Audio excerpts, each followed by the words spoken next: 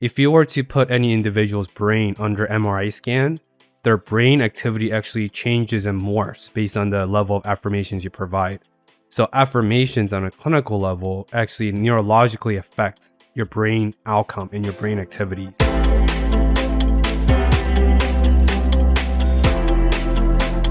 Welcome to Discover More podcast. Congratulations on choosing curiosity over complacency. This week's guest is Knorr. Kitty is a mystic poet, creative, tarot reader, and former founder and editorial director of OK Cool magazine.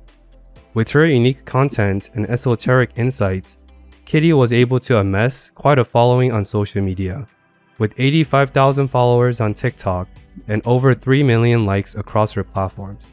Kitty is the embodiment of true unapologetic authenticity. Kitty is deeply passionate about the intricate relationship between spirituality, mental health, and creativity. As she describes herself, healing, freeing, and being yourself is one of the greatest gifts you can give to this world. Kitty is also the first person who taught me about the healing power of creativity in our first interview last year, on episode number 53, The Healing Power of Art and the Creative Process of OK Cool magazine, where she describes the fulfilling but challenging process of creating a community with other artists.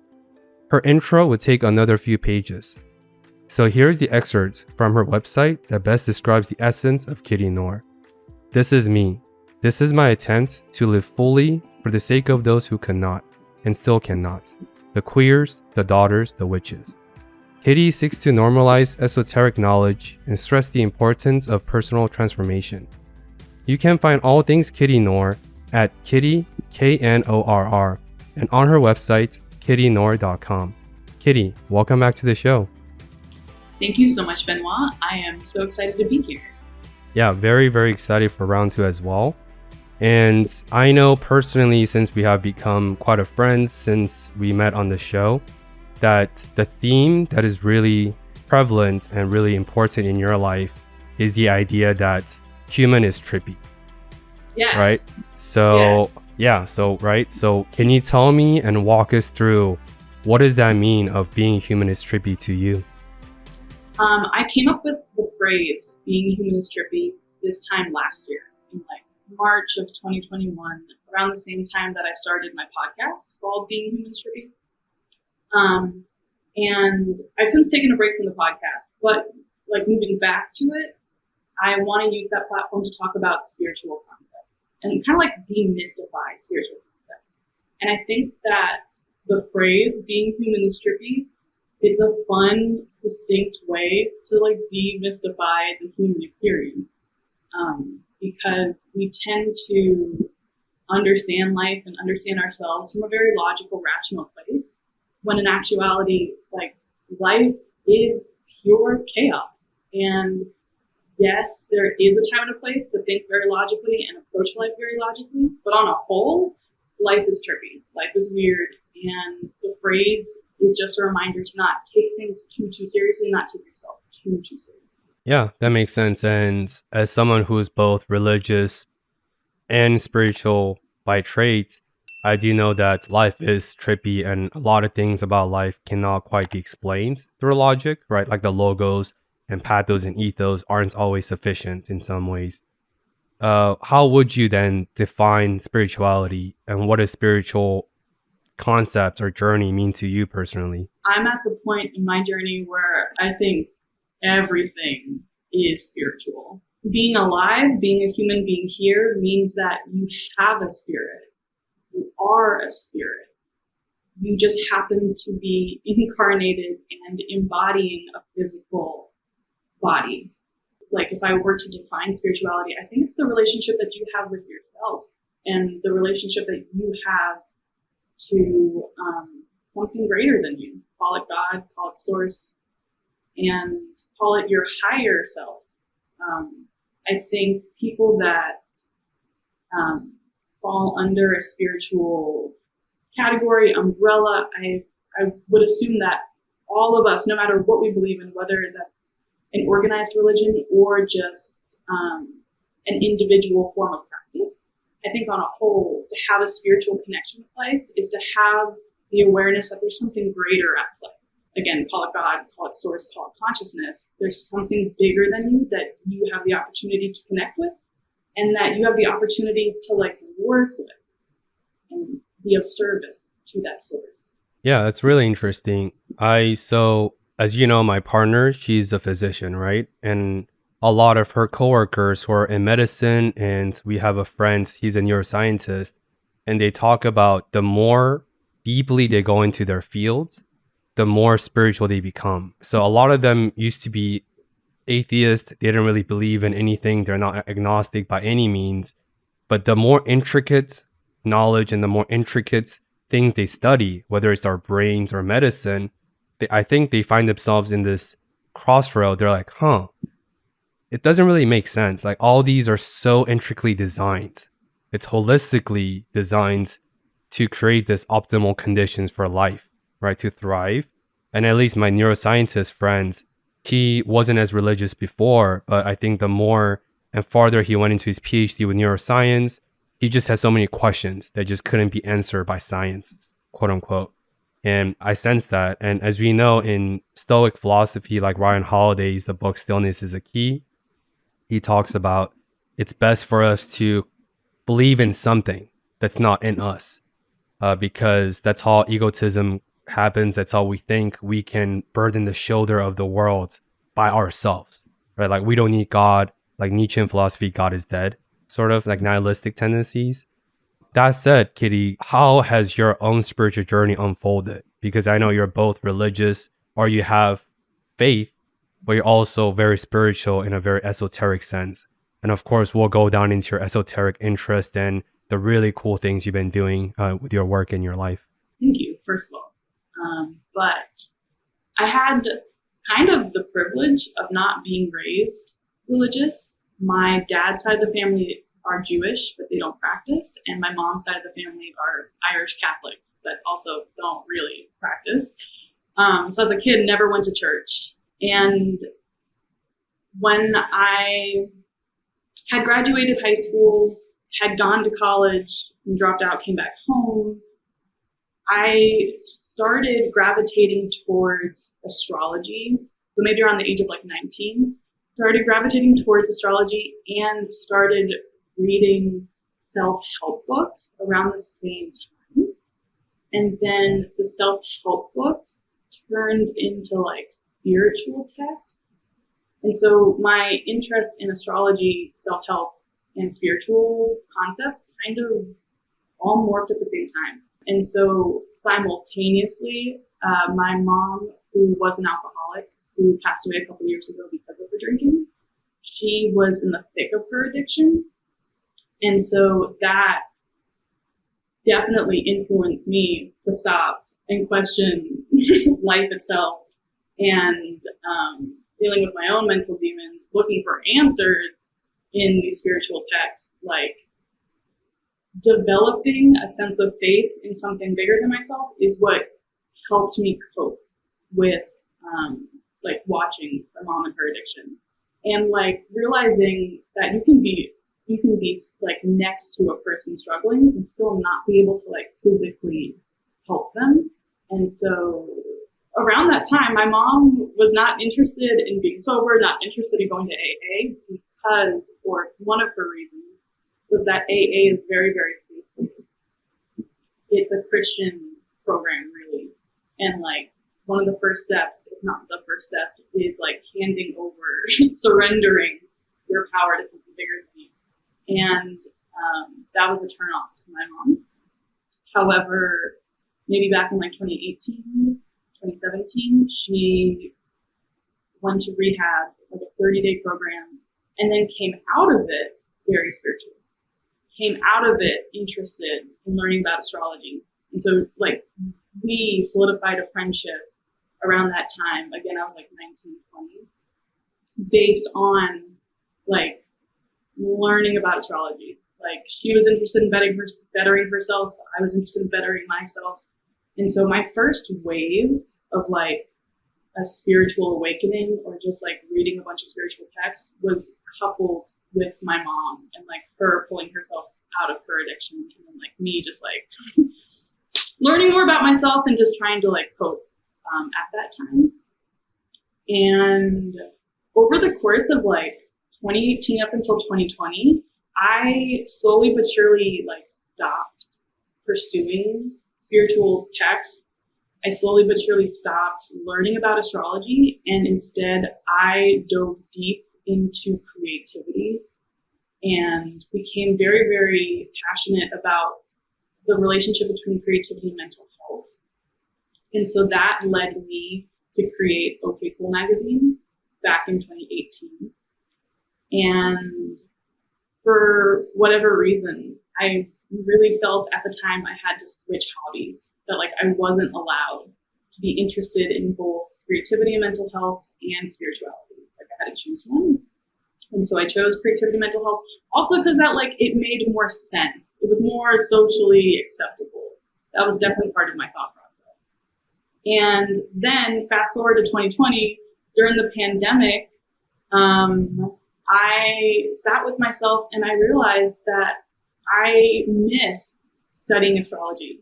I put my tarot cards to the side, and I like kind of beat myself up for like taking a couple years off of pursuing my interests that once brought me so much comfort. And so during the pandemic, during quarantine, I reached for those things that brought me comfort, and fell back in love with astrology and tarot. And also around that time, I started being a lot more vocal about what I believe in on the internet, which in sharing my beliefs, it made me confront what I actually believe in. And that process of doing like TikToks, pulling tarot cards, talking about spirituality, that like first couple months, it made me confront a lot of skepticism that I had been carrying for a really long time. And the process of being a lot more vocal about what I believe in online has been so healing. And I'm very, very grateful for this journey. I'm grateful to be where I'm at now. And where I'm at now is a place and time where I put OK Cool magazine to the side, and I really only talk about spiritual concepts online. And now I'm trying to like rope back in conversations about creativity and mental health and find a crossroad. Yeah, thanks for sharing. That's a pretty crazy turnaround. And first of all, I didn't know about the passing of your mother and her catalyzing event into spiritual path that's connected with your astrology love and your adorations for that spiritual aspect. So that shows me that your love for astrologies and esoteric spiritual concepts are really deeply rooted in your lasting connections with your mother before she passed away, right? So thanks for sharing. And I want to talk about a quote that you shared with me the last time we chatted offline, like a month ago, where you talked about when you're truly being authentic, the world gravitates towards you rather than you gravitate towards the world.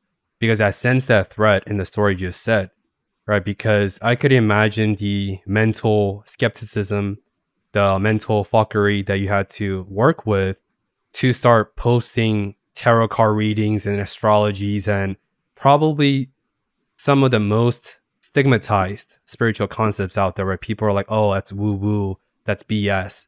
On a TikTok, one of the most active and popular social media platforms in 2022, that must have been interesting on its own. But could you elaborate on what that quote means to you?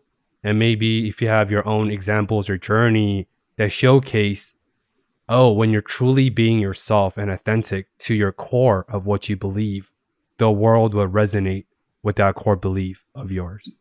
Yeah, absolutely. This is a concept that I've been thinking about a lot recently, just in these past couple months.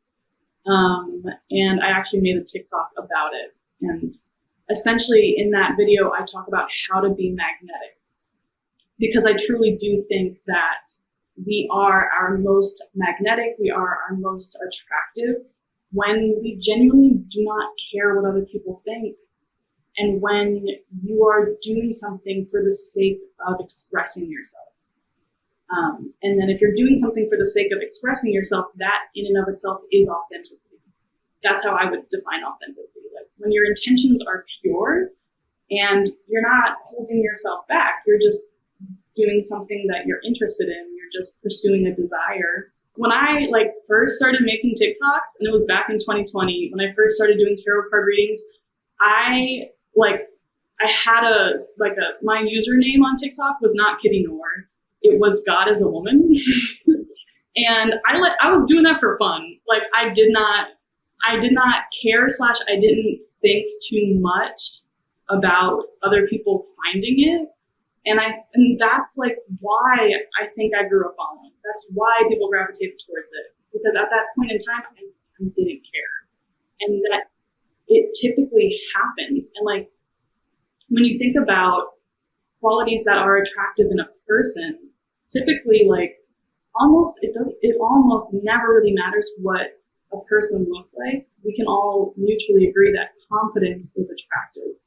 And essentially confidence, I think the Latin root of the word confidence comes from self-trust, trust of the self, to be your own confidant. And so when we trust ourselves, we don't need the validation of other people. And so energetically, when you're good with yourself, you're going to do what you want to do when you want to do it, and your intentions are pure, as long as you're not hurting anybody else. I think that is when you're the most magnetic. I think this world makes space for people who are passionate, for people who are willing to show up and just with curiosity, and people that just genuinely want to participate, people that genuinely want to be there.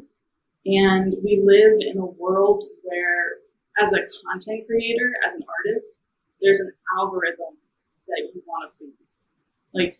We have this desire to fit in, this desire to be seen, which is that you shouldn't beat up yourself for that. One, the desire to be seen, I think that is innately human. And that is also part of the creative process. When you make something, it deserves to be birthed into existence. It deserves its time in the sun. However, if you are a content creator, take so much stock of how much importance you're placing on the algorithm and whether or not that's influencing what you create. Because the market is fickle. The market changes all the time. Don't worry too much about pleasing the algorithm. Worry about pleasing yourself. Worry about your own authentic expression, because that is the most attractive, magnetic thing in this world. Yeah, that's amazing. I want to table this and come back later about maybe some of the most fascinating stories and examples you've heard of seen in your life among your artist friends about the idea that the world creates space for passionate people. So keep that in mind. We'll revisit that. With what you just said, how do you personally, as a creative, as intuitive creative, as you called yourself, and as a content creator yourself as well, how do you yourself balance this urge to adhere to the algorithm, to the checkbox? Because many of those metrics are valid, right? These are all been tested by trials and tribulations, been tested by many people. So there's validity there. At the same time, how do you still lean into your authentic creative expressions? How do you play around with the interplay of that balance yourself? That's such a good question.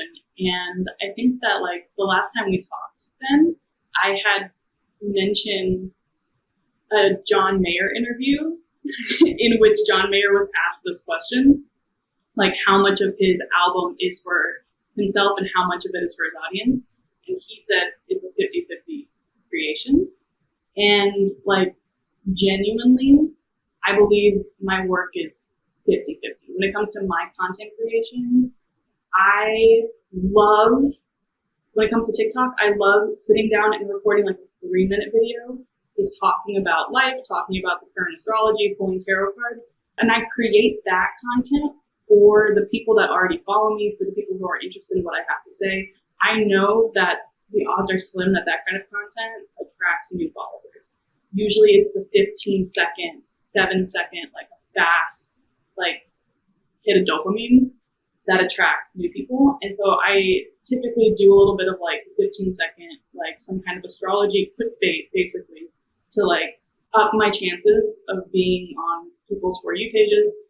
But I hate the phrase that the market is oversaturated, but there is a lot of content that exists. You do want to be attractive. You do want to like aesthetically catch people's attention. But when I feel like I've done all I can to be aesthetically pleasing, I've done all I can to try to get new followers, I try to focus on bringing value to the people that are already there.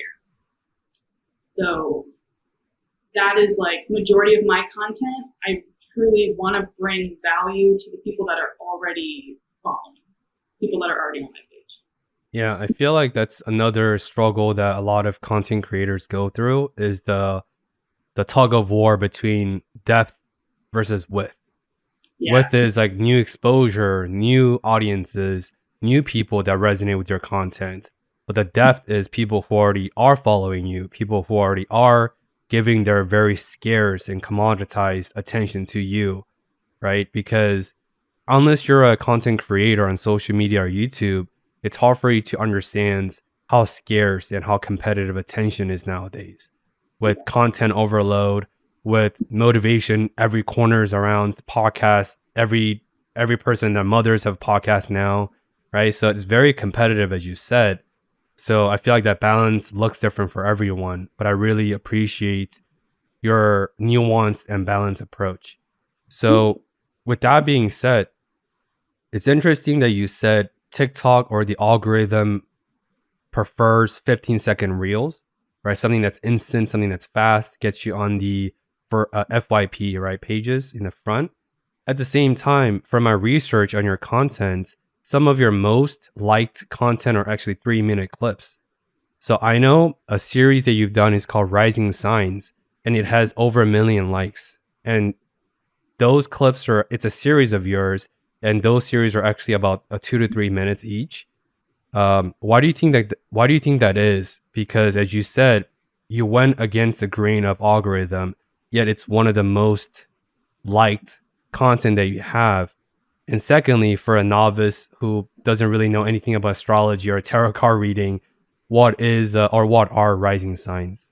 All right. I actually think that video series is a good example of me not caring too much about pleasing the algorithm and just like making content because I felt like it, because I wanted to say these things. So I'll start with your last question. What is a rising sign? And so I fell in love with astrology when I learned that we are more than just one sign. So you're a Cancer, right then? Cool. Okay. So you're a Cancer because the sun was sitting in that constellation at the time of your birth. But where the moon was also has some kind of meaning, where Venus, where Mars, where Neptune was, like all those planets, they carry a metaphorical significance. And so a birth chart is essentially like a map of the sky at the specific time and place of your birth. So the rising sign, it's just part of the chart. It actually sets the tone for your whole chart. And that is the zodiac constellation that was sitting on the eastern horizon at the time of your birth. And so our rising sign, it affects the way we perceive reality and the way other people perceive us. And in that specific TikTok series, I broke down all 12 zodiac signs, all 12 rising signs, and talked about their physical appearance or how they like to dress. And so, one, that series does well, that kind of stuff does well, because people like to learn about themselves, people like to hear about themselves. But two, what I shared in that series, those are my opinions. Those are based on my experiences. And so the information was kind of like different and unique. And there were people in the comment section saying she was wrong. And so like, I was just sharing what I wanted to share based off of my experience and like my observation. And so maybe a part of the reason why it did well is because it was kind of like, not controversial, but it had talking points in it. Yeah, that makes sense. And for listeners who are maybe dealing with a surge of skepticism and they're like, oh, what are they talking about? Benoit has gone to the far ends. Some concrete thing that Kitty taught me on our episode last year is how a menstrual cycle for women is 28 days. And then the moon cycle is also 28 days. And if you know anything about Mayan culture and Mayan calendar, it's actually predicated and rooted in the menstrual cycle and the 28 cycles of moon. And if you think about on a physical level, every star and constellations and every planet, including Earth, has their own gravitational pull. And I think astrologies and what we just alluded to is different manifestations and representations of the gravitational pull that a lot of the physics and quantum physics are catching up to now. But I'm not an expert, but at least from my exposure with Kitty, and if any of this sparks any of your curiosity, I would strongly urge you to do your own research. But I was a skeptic my entire life when people attribute their livelihood or their personality into these attributes of, oh, I'm a Cancer, so I'm too emotional or whatever that may be. And that's not what we're saying. We're saying this is just another lens to view life through, because I think that's how we make life interesting. Because I believe that life itself is inherently meaningless, but I find it empowering because we can view life through the lens we want to equip ourselves with. And I at least find that perspective makes my life a lot more interesting. So I want to continue on this train for a second, because we're talking about the algorithm, different pulls between our authenticity versus how can we serve our audiences or how we expand our legacy, so to speak. One thing that you mentioned to us, and a lot of very successful content creators that I speak to that's been on the show, they always talk about the challenge and the difficulty to resist replicating the template. I know for you, when your TikTok account and your social media first blew off, I know you've got millions and millions of likes with your couple videos that done really well in the beginning. And I know that also gave you this insane level of dopamine hits, right? So we'll talk about that down the road. But one thing that you really had to work through is, how can I not copy everything based on that successful template? Because you know it's going to do well based on certain metrics, based on certain formula, blueprints, etc. Can you walk us through that, once again, balance of that? First of all, how was a journey for you of seeing literally millions of people, millions of humans around the planet who you don't know, who are validating and find your content resonating? And second, how did you resist that urge to not just copy and paste for the rest of your content to come? Yeah. So when maybe I was a couple months into posting TikToks, doing mainly tarot card readings on TikTok, I remember sitting down one day, like in my dad's house, in my little brother's bedroom. At the time, I was quarantining with my family, and so like that was my safe haven, my little brother's bedroom. So I would go there and I would make TikToks all day.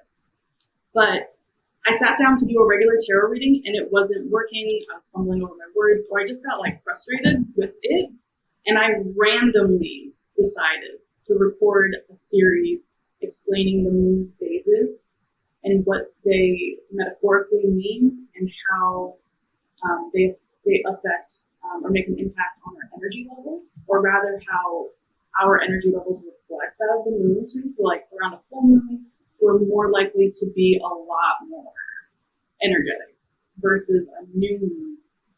It's a period of like you need to slow down. It's a period of lethargy and rest typically. And so I like sat down and made a series just talking about moon phases, and that video blew up. That was the video that like took me from like 10 followers to like 40K.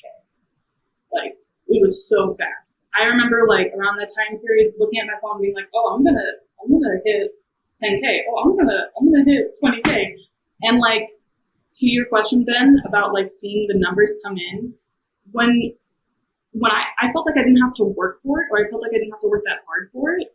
So because of that, it was like nothing. It was like, oh, dopamine hit, like, yeah, this is freaking cool. But also like we adjust as humans, like we adjust to life so quickly. And so even when I hit that 40K, I was like, okay, like what's next? How can I get that again? And so for a while, I only made videos about the moon because that's what works. That's what worked before. And so I was like, so then I strayed away from doing tarot card readings, and I had to pull myself out of that and just get back to just doing whatever felt natural to me. Because the reason why that moon series took off was because in the moment that was natural. I wasn't so intense or so tense about talking about the moon and wanting this to work. Because I think that's also a common thread in content creation. I think it's pretty common for content creators to say I spent hours making this one TikTok for it not to go over well, and something that you don't care about, something that you put less pressure on, that's the stuff that performs well. Yeah, that's I want to zoom in on something you sort of gloss over is when you hit that 40K milestone, because I just want to remind the listeners, she was at 10 followers and she went to 40,000 followers almost overnight, like a happy accident.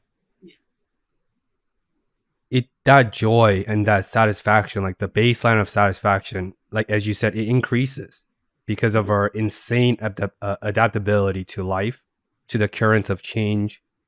Can you just highlight that? Because I want to ask you, how long did you focus on that joy? Because I think people have this illusion and delusion that, oh, once I hit that milestone, I'm going to celebrate, life magically upgrades and it's all peachy and rainbow. But for you and for many amazing creative content creators, very successful in their own rights, none of them really stay in that bliss, stay in that celebrations and gratitude. It's immediately okay, what's the next milestone? Can you talk more about that? Yeah, absolutely. So I think prior to that experience, I was already mindful of the fact that if you do not celebrate your small wins, nothing matters. We think getting a certain amount of money in our bank account is going to make us feel better. We think accomplishing certain things in our life, it's going to make us feel better. If you do not actively choose to appreciate this present moment, if you do not actively practice being appreciative for what you have, for what is going well, it literally doesn't matter. And so when at that point where my account was growing, there was a part of me that knew to stop, to soak this in. That life is good. This is cool. Appreciate this. And it also simultaneously, it put this pressure on me because now I know people are watching. And I also learned at that time that when you're, as a TikTok creator, if you post on TikTok, when you are already gaining traction, when you are already gaining followers, it's very smart to go live and to try to find new people that way. But I was terrified of speaking live. I was terrified of going live. And that's a fear that I've only recently, in these past couple months, have been able to work through. But so I was terrified of going live. I was terrified to lose followers. And was also and that was around the time that I was mainly focusing on moon content. I was still trying to please people. So it was a very compartmentalized period of my life. I knew to enjoy the moment, but I also was now seeking validation from these 40,000 strangers. Or that pressure of there's people paying attention to you. But also I was more so grateful because having a bigger number in the follower count, it gave me permission to keep going. And so I think that is what I am and what I was most grateful for. Because I said, since 2020, I've been posting a lot of spiritual stuff on social media in general, on the internet in general. But fortunately or unfortunately, it's because when I started gaining a following from talking about spirituality, it gave me permission. Interesting. Yeah, it's once again, it's almost like the world creates space for passionate people. right? And I see that. And of course, like, it's a very tricky fine balance not to root your validation in external validations. At the same time, I'm sure that validation feels amazing, right? Like when people tell you that, hey, I believe what you're doing, what you're saying resonates with me really deeply, even though I don't know who you are, or across the world, different time zones, different culture, different language. Yet the fact that people on a global level resonate with you, I'm sure that's a really awesome feeling. But then the downfall of that is, how do you match that dopamine hits from something else, right? Especially in terms of the digital life and the real life. I want to follow the thought process of strategy, right? To provide some concrete, tangible, maybe value for people who are interested in. And speaking of TikTok, I just opened my TikTok account very reluctantly because I know that's the strategy. I need to repurpose and dispatch and distribute on TikTok form. And I just posted my first video yesterday. It got like 11 views. And then I was on your TikTok page, just hundreds of thousands of views. I was like, man, this is not easy at all. But on that end, for people who want to start their TikTok journey, who want to venture into TikTok and maybe any other social platforms that's more aligned with who they are, since every platform has their own nuances, what is your own TikTok strategies and what is your approach? Aside from what you said in terms of when you're gaining traction, go live. What are some of the high level strategies that have allowed you to get to this point in your TikTok success? Yeah. So I think just creatively wise, strategically, your audience, your ideal client, it's going to be who you were 5 years ago. So when you are interested in making content, but you don't know where to start, like, who were you 5 years ago and what did you need to hear? What kind of mentor did you need to have? What would have been funny to you? I guess there's two different ways to approach this, but one, strategically, your ideal client, your ideal customer, your ideal audience, it's going to be who you were, just a younger version of you, especially if you're like an artist, if you have a message that you want to share, a message that you want to get across. If it's just self-consciousness holding you back or anything of that sort, like, show up to be that person that you wish you had like 5-ish years ago. But also strategically, maybe not so strategically, I think self-expression is so important. And so if you are so tempted to make TikToks or so tempted to post certain things online, but you hold yourself back out of the fear of what other people think, out of not wanting to be cringy, there is so much to benefit from just saying fuck it and just like letting yourself like release something. If you were learning a dance and you recorded it and you have it in your draft folder, just post it. Like, there's so much power in you just saying fuck it.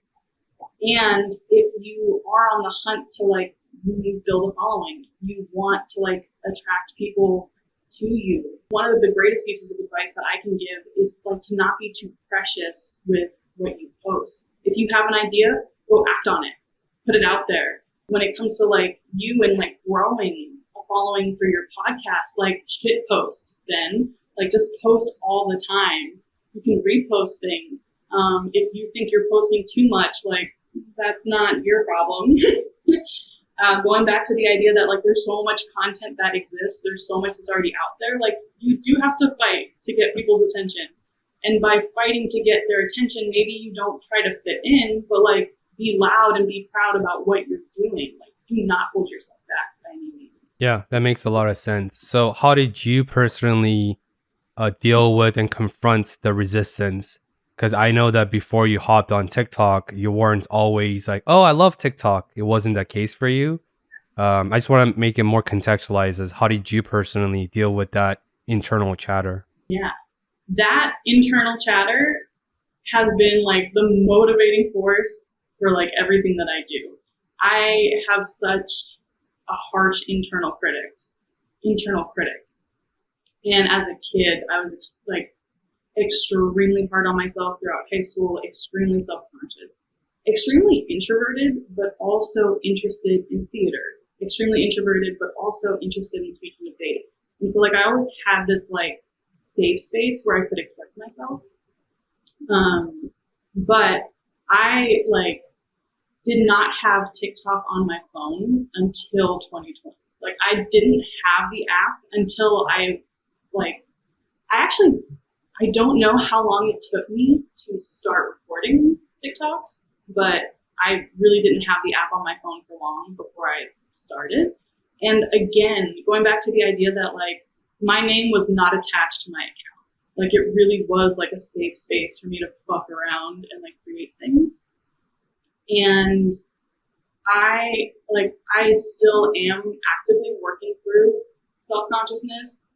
And like only in this past year have I made massive strides. And actually recently I've been thinking a lot about how Instagram and TikTok, they have been like tools and vehicles for me to break out of my shell, because I like part of the reason why I was so scared to go live is this mental chatter, this self-consciousness that I can work through to record a 60-second video, but I can't work through or I couldn't at the time to like actually sit down and go live and just like talk to like a bunch of strangers. In regards to advice and what helped me working through that is literally just practice. It's very rare for you to wake up and be like, oh, today's the day. I'm gonna conquer the thing. And even if you do feel like, okay, today's the day I'm going to conquer the thing, there's still a part of you that's always going to be scared. And that anxiety, it keeps us safe. It keeps us from like biologically getting ourselves into trouble, right? But a surplus of anxiety doesn't help anybody. And like working through your fears literally dissipates that anxiety over time. So you have to practice. You have to show up. You have to keep making videos. You have to keep talking. Like you just have to keep creating. Yeah, and of course, like I believe all cliches are tropes, but there's a lot of truth in cliches. Is if you want to get faster at running, you run more. Mm-hmm. If you want to jump higher and dunk a basketball, you attempt to dunk more. It's very obvious, but it's almost like the truth is so obvious that it's disguised in plain sight, where people think, oh, to be good at something, I need to really refine and I need to really practice in the down key, and then finally I will get out of my cocoon and become this butterfly. It's like, no. If you want to be a butterfly, you need to fly more, right? It's not the other way around. And of course, the underlying theme is say no to perfectionism, because there's a gap between a self-perceived perfectionist point versus the actual objectively optimal point. And to usually that perfectionism is a huge disservice across the board. I used to be a victim to that. My mom was. I know you were. A lot of people are. But I think once you shed your layers of perfectionism, there's liberation on the other side. Oh, absolutely. Yeah.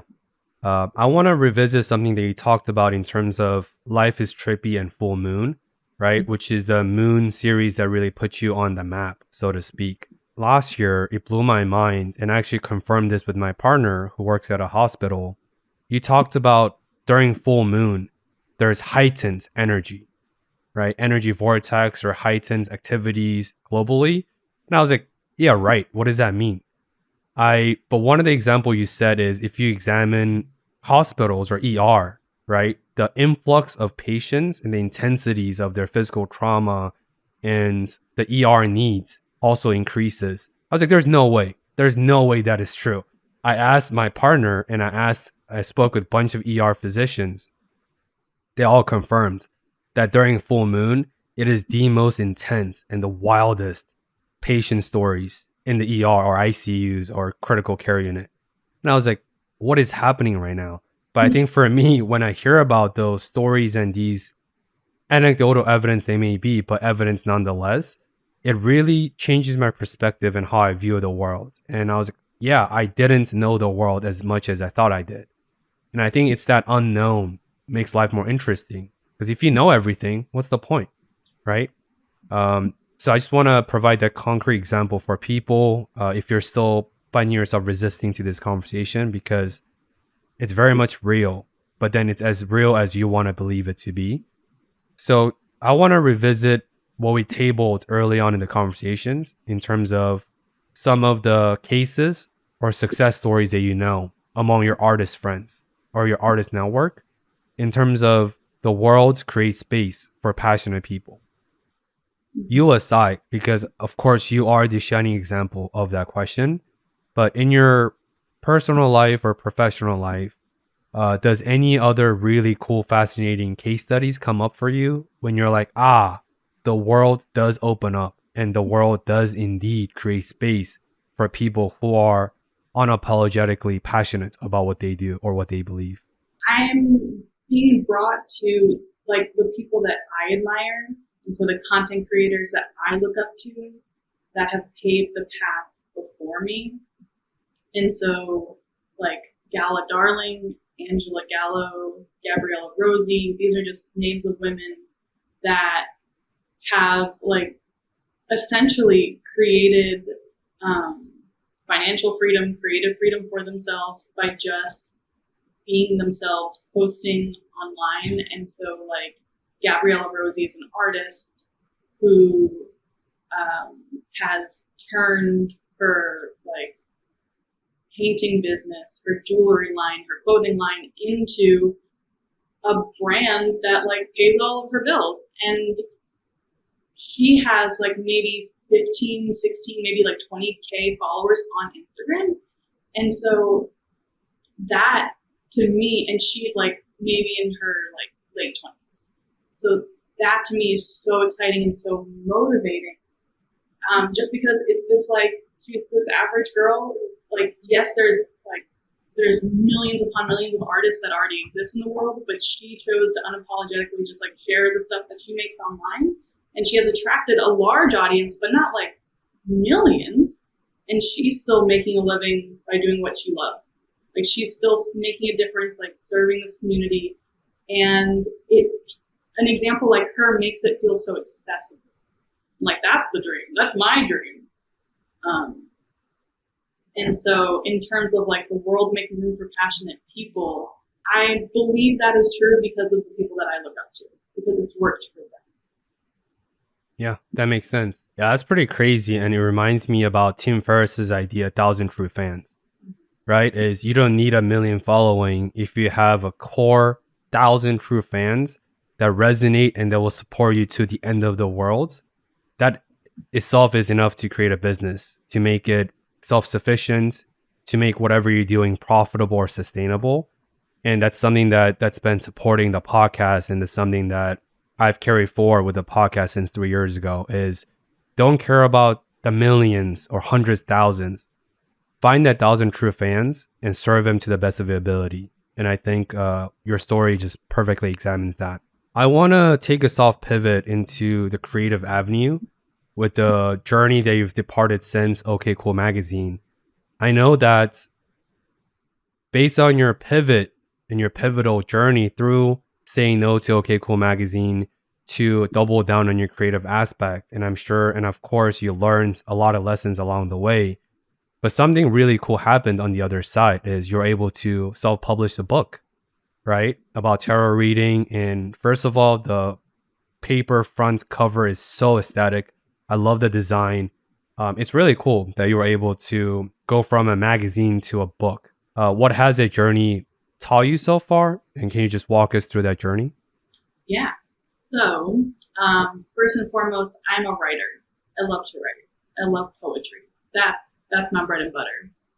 So back in 2018, when I decided to make OK Cool, that was because I was a writer who was struggling with imposter syndrome.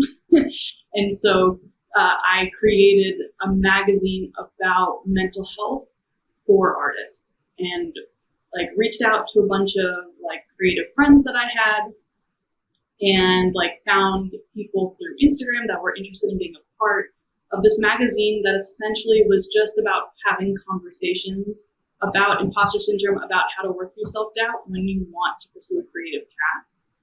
And so learning how to like create a magazine, like physically like finding websites that I could use to print that zine was very, very, very helpful. Any like throughout the course of our life, there's like no such thing as wasted time. Knowledge always compounds. Even an experience that you have that seems very random, the odds are good you're going to take something away from it that's going to help you later on. So the process of like trial and error, figuring out how to create and edit and make a physical print magazine helped me learn so much about self-publishing. And so by the time that I knew, actually, years ago when I was first learning how to read tarot cards, the idea of creating like a tarot journal or like a tarot book, like the seed of the idea was there. And so in August of 2021, I published a book called Tarot Affirmations, Self-Fulfilling Prophecies. And essentially it's just a collection of affirmations that are based on every single card in the Rider-Waite tarot deck. And it's perfect for people who are either very new to tarot or for people that aren't super into it. Like if you have a deck of cards, but you're not like well-versed on the meanings, it's perfect for a person who just like wants to pick a card a day and then flip through this book and it will give you an affirmation based on that card. But self-publishing that was so easy because I already had the prior experience of like struggling with trying to figure out how to publish Okay Cool. And in the future, I fully plan on self-publishing poetry books and books about astrology. And that's going to be even easier because of this past experience publishing that book. Yeah, and also just a sneak peek, if I were you, I definitely want to stay till the very end of this episode since Kitty will be demonstrating and reading a few of her finest poetry writings and content. And Kitty is a phenomenal poet and writer since I can't write poetry for anything. So please stay till the very end for Kitty to demonstrate some of what she's talking about. And yeah, that's really cool because I do think that people underestimate the power of affirmations. So in clinical science, if you look at and examine the efficacies, the amazing effect of affirmations, if you were to put any individual's brain under MRI scan, their brain activity actually changes and morphs based on the level of affirmations you provide. So affirmations on a clinical level actually neurologically affect your brain outcome and your brain activities and your shape of your amygdala, which is responsive fight, flight, or freeze. So affirmations are really real, and people who adhere or have some sort of a daily affirmation practice, at least in my personal life, I've seen the efficacies of that. I definitely want to highlight that for people. Once again, she's Kitty just viewing through the world through a different lens, but a lot of that is grounded in science as well. So for you, I want to dive into your bread and butter, right? Astrologies and tarot card reading. It's very interesting because you view those vehicles as toolkits for self and personal transformations, personal empowerment. I interviewed a podcast interview with a life coach and a friend of mine, Oliver, that will go live soon on YouTube. He told me he has a really deep interest in starting a podcast as well. And he told me that he wants to start a podcast because he's a life coach. He wants to examine the universal, timeless, personal empowerment, self-help ideas because it's really universal across time and culture, right? But he want to view that through the vehicle of anime. Like he's a huge anime lover and he wants to dissect and synthesize and distill personal development toolkits from some of his favorite anime. I was like, dude, as an anime lover myself, I think there's a lot of space for that. Likewise for you, you view the same thing, right? For him, it's anime, but for you, it's tarot card reading and astrology. But at the end of the day, you want to use those as vehicles to empower yourself and others. Can you tell me more about that? Why is that for you? And what are some of your approaches and what does that all mean? Yeah, absolutely. One, I'm not into anime, but I think that's so interesting and so fascinating because at the end of the day, as humans, we're storytellers. So we love story. For whatever reason, our consciousness perceives life in a very past, present, future, beginning, middle, end. Our lifetime is a story. When we talk about other people, we're sharing stories. And so when it comes to something like anime, it makes sense because that's like a genre filled with a bunch of different personality types, character-wise, story arcs. And I approach astrology and I approach tarot cards in literally the same exact way. Astrology is an ancient framework for understanding time. And so there are 12 signs of the zodiac. And in tarot, there's like 78 cards, but essentially both are reflections of the hero's journey. The zodiac wheel, it starts with Aries, which is a fire sign. It's the ram. It is the initial spark of inspiration. It's the seed of life. And then we make our way through the 12 signs, and every sign has their own story. And we end with Pisces, which represents like morphing back into the unknown. And so Pisces is represented by the 2 fish, and it represents like consciousness being an ocean of sorts. And so like it's the point of return. And so, like I said, I fell in love with astrology when I learned that like we are more than one sign, we have a chart. And honestly, like learning that you have a chart, this ties back into what I was saying earlier about the fact that like people want to learn about themselves, people want to hear about themselves. Learning how to read an astrology chart, you can definitely treat it like a reflection or a potential tool to understand your personality more. What I like about astrology is that it's a belief system that leaves room for both destiny and free will. So looking at a birth chart and be like, okay, you were born with these strengths, you were born with these weaknesses. At this point in your life, this might happen. And like, this is how to like work with what you have. And so, when I first learned about astrology, all that made me feel so seen. It made me feel special. It made me feel like I had a mission. I had a purpose. Like it made me a lot more aware of myself. I later on found myself in therapy, found myself reading those self-help books. And like, there are definitely other ways to psychoanalyze yourself, and astrology is just one route. And so the crux of like why I believe in this stuff stems from the fact that we exist within 2 different matrices. We exist as humans within 2 different worlds. We participate in man-made political, social, economic systems that teach us to perceive reality in a very specific way. And even if you do subscribe to like an organized religion, you're still being taught to perceive reality in a specific way. And actually, like even believing in astrology, like there's certain guidelines. So it's like, this is the way things work. It's a framework. But we also exist as organisms that are just part of an ecosystem. Like at the end of the day, like we're just mammals, we're creatures that are part of this planet, we're part of this cosmos. And so like we do live in a framework that teaches us to see ourselves as separate from nature. And I enjoy things like astrology because it puts you in the mindset of like, nah, like you're connected to everything. You're connected to nature. Like, I think it's fun to believe that the moon has an influence on the way that I feel and vice versa because it creates a connection to something, again, bigger than us. Yeah, that's amazing. I got goosebumps on this side because I just want to zoom in on the concept you just talked about, which is astrology is cool because it gives you this concurrent, simultaneous concept of free will and destiny.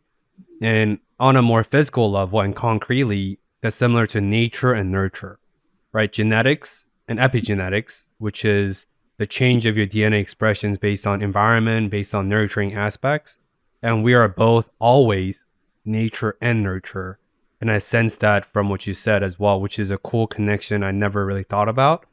But could you elaborate more on the idea of destiny and free will? Because A, that sounds really cool, but B, like how would you tell people who maybe lean too much into the spectrum of, oh, it's all destiny. My moon signs or my whatever signs dictate me how I feel on this day, so there's nothing I could do. Or for people maybe lean too much into the free will aspect, because like I said, it's always nature and nurture, and it's always free will and destiny. I think that extremes are dangerous. So when it comes to whatever you believe in, however you operate, like nature versus nurture, fate versus free will, I think the best way to navigate life is to have some kind of middle ground, to have a discernment between the two. Because when we lean too much into everything's destined, everything is out of my control, that becomes a very disempowering place. And then if we lean too much into this idea that I'm in total control, then that also is extremely damaging, and that puts a lot of pressure on yourself. And what's interesting is that I see like law of attraction conversations leaning too much into this idea that like you are solely responsible for your lived experience. You know what I mean? You study or you know anything about the law of attraction, Ben? I do. But could you elaborate more? Of course, yeah. So I do think there is truth in this idea that thought precedes everything. And like a thought, it carries a certain vibration. And so on a molecular level, everything is energy. So whatever is vibrating at the same frequency, it's going to resonate. It's going to meet each other. It's going to see one another. It's going to recognize one another. But at the end of the day, like you are a part of nature, but you're not all like you're a spark of consciousness. You're a spark of God, a spark of source, but you're not in total control. So you got to work with what you got. If something isn't going your way, it's not because you are a bad person for attracting it. Like, no, whatever isn't going your way, it's trying to teach you something. And that's also one of the best ways, I think, to navigate life, as like treating everything like it's a lesson. Everything is here to teach you something that you didn't see before. Yeah, no, that makes sense. And yeah, I feel like balance is, once again, it looks different for everyone.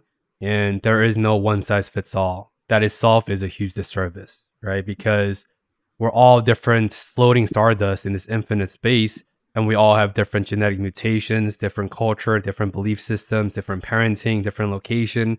How can you ever possibly imagine two different individuals behave the same way? That's ludicrous, right? On this note, in terms of maybe dispelling some skepticism, and like I said, I think life is so much more interesting when you allow your curiosity to lead whatever that takes you, right? And, you know, it may not always be down the right path. Maybe it will lead you to a 6-hour binge on a YouTube about this pink elephant.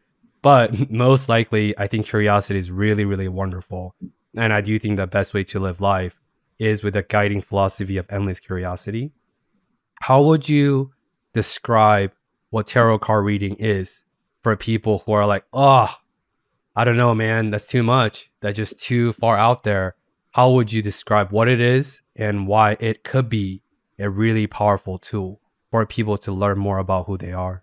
Yeah, that's a really good question, because tarot cards are definitely like the most woo-woo thing that I do and thing that I subscribe to. And like essentially a deck of cards are kind of like pages in a book.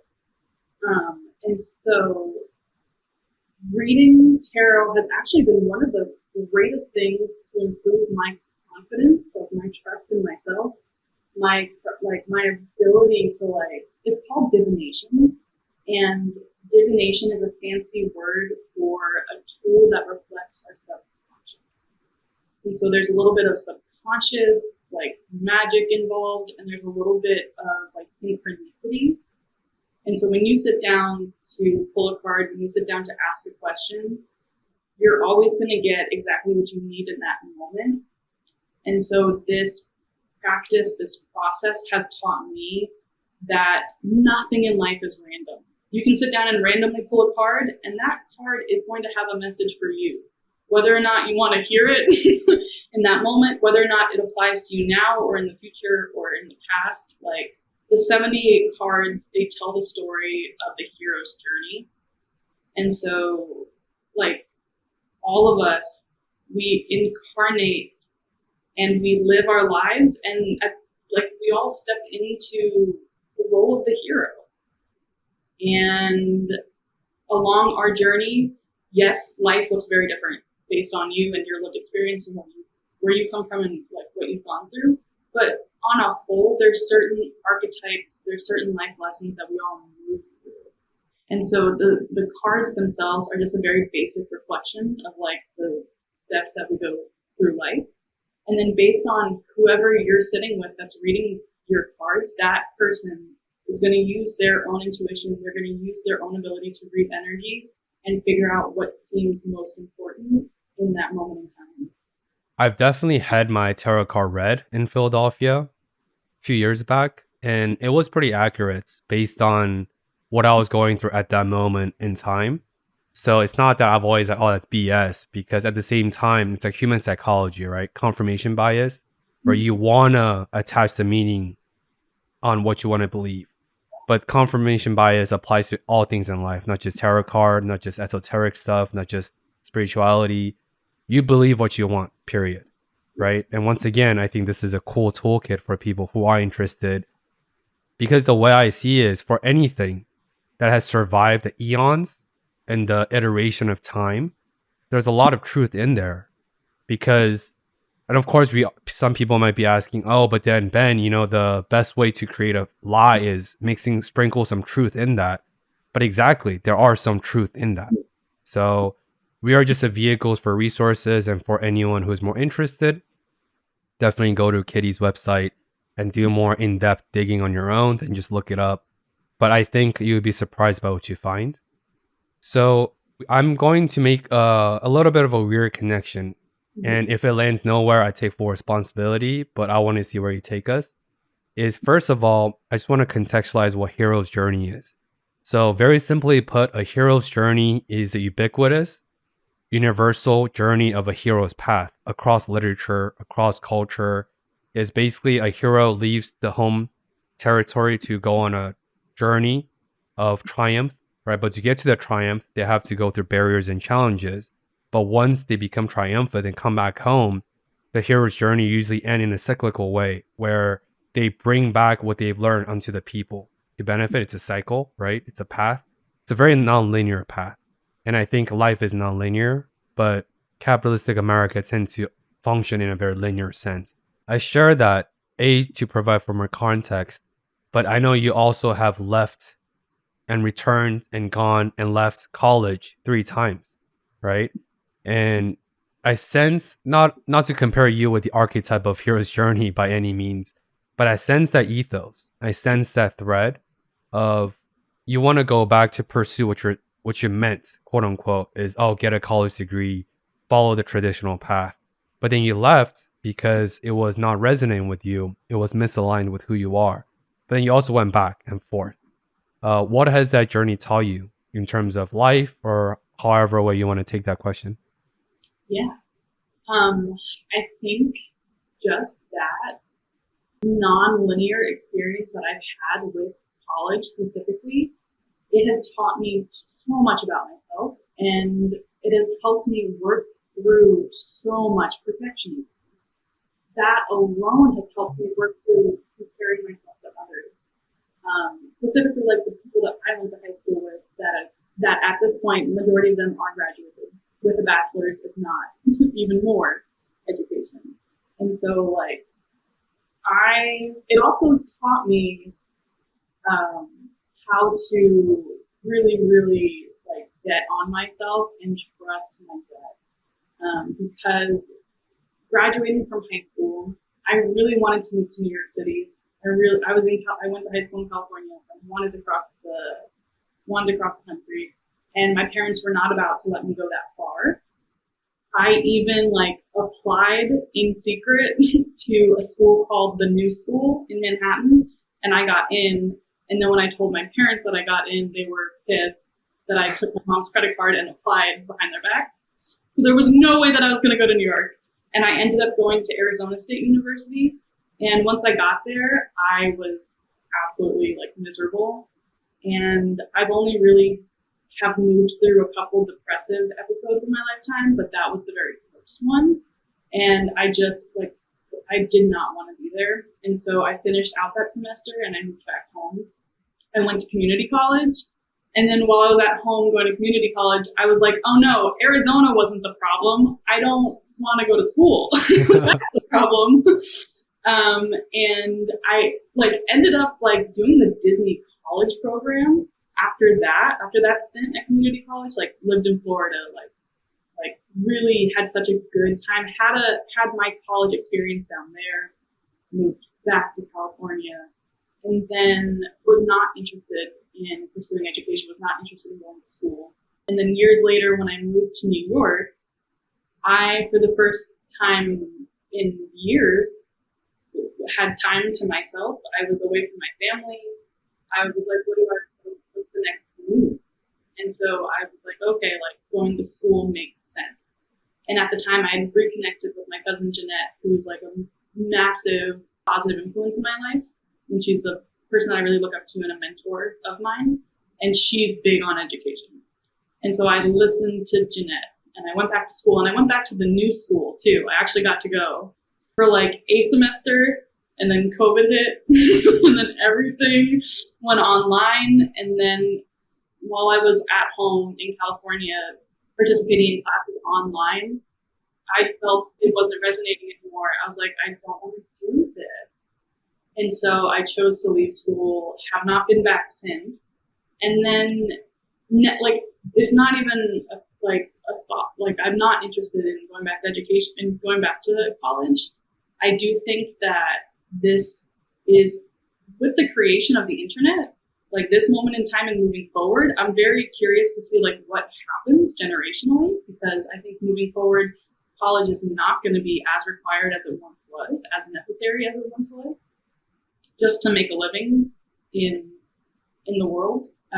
But this past like winter over Christmas, I was sitting at the table with my dad and my stepmom, and they were like, we think you should go back to college. And that blindsided me. And it made me so angry and like upset, and I was immediately defensive. And then I had to sit with myself and like, why am I so defensive? And it's because it would have been a form of like self-betrayal for me to go back at this point. I think I'm a very go with the flow person, and it's taken me a lot to like really solidify my own opinions and solidify like a sense of confidence in my decision making. And like I knew with every fiber of my being that if I went back to school, like it would be a form of self-betrayal. Like, it's at this point in my life, like I know myself more than I knew myself before. And so this nonlinear journey has helped me like kind of like get a little bit more grounded in who I am as a person. Yeah, that's amazing. Your self-awareness shines through. And can you really call yourself an artist if you aren't college dropout? I don't know. But yeah, I really think that there is very few things in life where we 100% know the answer. When we feel like that, oftentimes we're wrong. But I think we can go through vetting, go through intentionality, and discern what we don't want in life, whether that's dating, whether that's your romantic partner, your friends, your circle, your journey, your path, your college degree, etc. And it sounds like that's what you went through.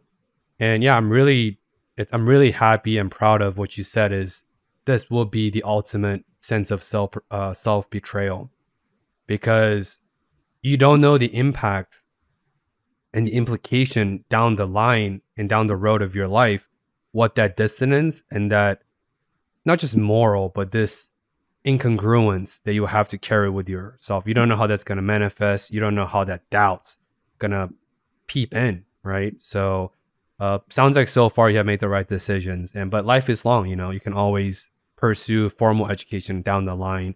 And life is both short and long at the same time. Depends how you view it through. So speaking of discerning what we want, speaking of finding what aligns with us, what sparks our joy, what makes us more lively, we're definitely approaching towards the end of the episode. And before, I'd like to invite you to read some of your finest poetry and some of your favorite pieces, because I really, really adore and love your writing. I want to hit you with the discover more question, right? It serves as twofold. Fold one is, what is a domain or subject or a topic in your life or professional life you want to discover more about after this really insightful and awesome conversation? And the second fold is, what's an area in our listeners' life you want to encourage for them to discover more about? I think that I want to discover more about religion, ancient religion, Egyptian beliefs, and then how they have evolved over time. I've always been very, very fascinated with philosophy and with other cultures' belief systems, but I've never dove in and doubled down. Also very interested in Hinduism, and I have a stack of books that I have been meaning to read about just mysticism and different cultures' approaches to mysticism. And I know that in taking the time to pursue different avenues of religion and philosophy, all of it comes together. Like you were saying earlier, there's a little bit of truth sprinkled in certain teachings. Personally, I think that there's no one system that is the ultimate truth, but rather there's a little bit of truth in everything. And so at this point in my life, I really want to prioritize discovering more about specifically Egyptian culture. What's an area you want to encourage the listeners to discover more about? I might be cheesy, but I would encourage, if you're listening, to truly discover more about yourself by getting curious about your own fears.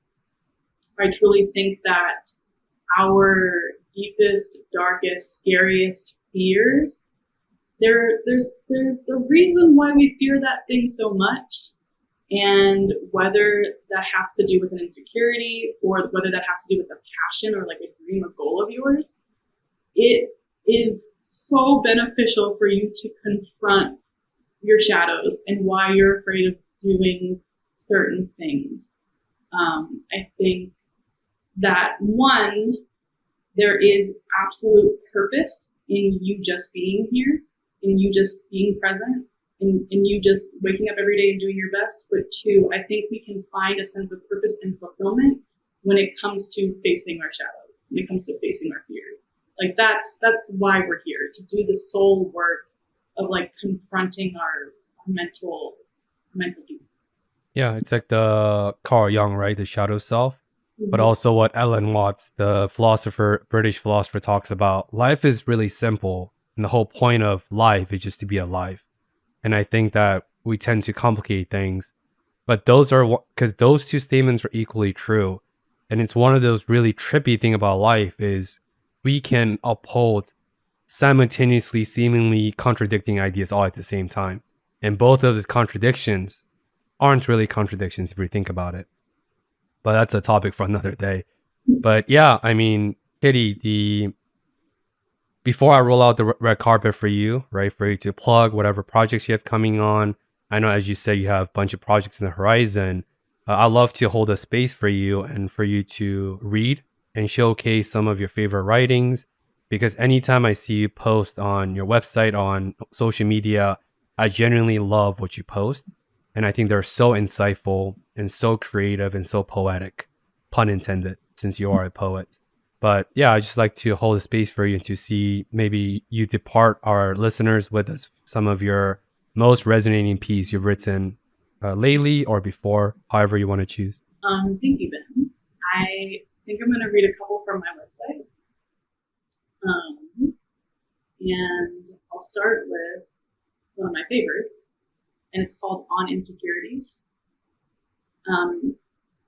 How selfish to believe the thoughts we think are our own and not a regurgitation of the bullshit we've considered. This is another one, and it goes, you are full, you have always been so, and like the moon, not everyone will understand you, not everyone will see you fully, and that is on purpose. And one of my favorites is called How Do We Return to Ourselves? We return to ourselves by taking up space, for no other reason than one of joy. to do anything less is to crush our spirit. And that's like the crux of really what I believe in and what I'm passionate about, and like what I want to help other people like get, is that it's so important for you to pursue expression, for you to do the things that you're interested in, for you to do the things that set your soul on fire. For you, it's so important for you to take up that space and just pursue joy, because life without that it's not as, it doesn't feel as good.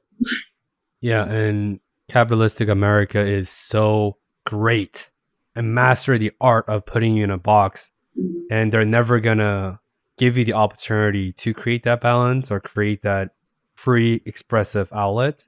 So we have to forcibly insert ourselves into the space by cultivating such space. So yeah, I mean, and to anyone that's listening, those are just the 3 of many arts and poems and creative writing that Kitty does on a daily basis, honestly. So I will strongly encourage you to check it out. For me personally, anytime I read her writing, it does give me endless inspirations, because I do think that creativity both heals and inspires. So with that being said, at such a mic drop moment, nothing for me to roll out the red carpet for you, Kitty. How can people connect with you? What are some of the exciting projects that's on the horizon? And where can people learn more about all things fascinating things that you do?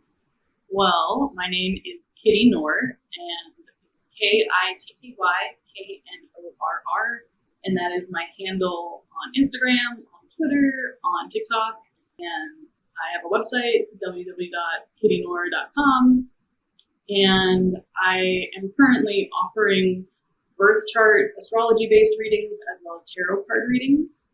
Like I said, I self-published that book, Tarot Affirmations, if you're interested in that. But currently, I'm working on creating and launching an e-course, an online course teaching other people how to read tarot cards.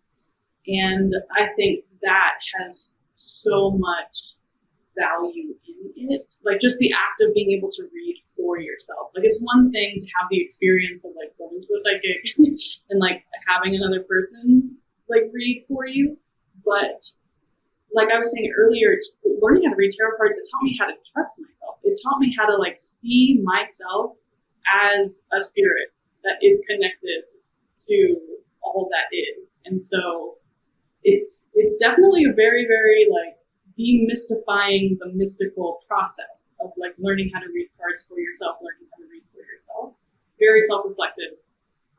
Highly recommend for people that are just like interested in spiritual stuff and like that are on a personal transformation journey. I think learning how to read tarot cards, it's a woo-woo, it's a weird like plot twist for some, but it's been such a healing activity for me. And yeah, that's pretty much it. That's what I got going on. Awesome. Yeah. So as always, I will include the show notes in the episode link below as always. And yeah, this is such a joy and such a fun time, because I do believe that the ability to create and creativity is deeply encoded into who we are, our essence, whether you believe we're creative beings or not. Prehistorically, right? Our ability to create is what put us on the apex predator map.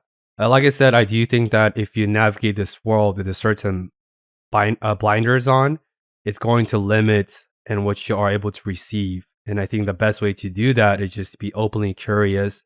At the same time, not to be too open, because as we know, a lot of hippies, as I call them, their plane departed into the ethers, but the plane never came back down because they got too caught up in the being and forgot the meat suit. But we're a human being. And in that sense, Kitty is someone that's really grounded in reality. She's very analytical. She's very grounded. At the same time, she does share a lot of these esoteric insights and interests and preferences, and this unique worldview to view the world through. So yeah, please connect with her. Check out her website. Check out what she has to offer. But at least for me, I have endless joy anytime I talk to you, especially on the podcast. And with that, thank you for always listening to us and joining on this week's train of Discover More. And as always, hope to see you again next time. Thank you.